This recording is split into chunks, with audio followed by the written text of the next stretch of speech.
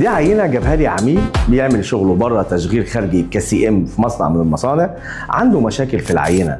تعال اقول لك ايه اكبر مشكله ممكن تواجهها، وهي انك توافق على عينه لقطه وتيجي تطابق الانتاج بعد كده ما تلاقيهوش مطابق للعينه. العينه الحلوه اللي زي دي كشكل مش هي المقياس، المشكله ان احنا بنفرح بشكل العينه الخارجي بما فيها من تفاصيل، وننسى ان العينه تكرار لنفس الموديل بالعدد اللي انا عايزه في البرودكشن. اي تشريب حصل اثناء خياطه العينه او اي شد في قطعه معينه اثناء تجميع القطع مع بعض، ده هيواجهني لا محاله في خط الانتاج. لو الباترون مش مظبوط 100% من الاول، ال 2 مللي الغلط هيقابلوني 2 سم في خط الانتاج، ودي خساره قماش وعماله ووقت انت في غنى عنها، لان في خط الانتاج محدش هيطبطب على القماش ويفكر يشرب ويصلح، هو عايز يطلع عدد معين في وقت زمني معين. تعال اقول لك ايه الحل، انك تجرب العينه دي على مقاس حقيقي بشماليكان خشب. رقم 2 انك تعمل عينه تانية وتقف على خط العينات وتشوف وتطلب من صنايع العينات انه ما يلمس اي حاجه في الباترون، انه يجمع الاجزاء اللي قدامه بوضعها الطبيعي. انك تشوف عيوب الباترون الحقيقيه، لو بتخسر في الهالك بسبب عيوب الباترون او بتضيع وقت بسبب تصليحات في الباترون، تعالى في جيربر توجذر هنوريك ازاي تطلع انتاجك نسخه من العينه. انا اشرف عبد الله، ما تنساش تعمل لي فولو ولايك.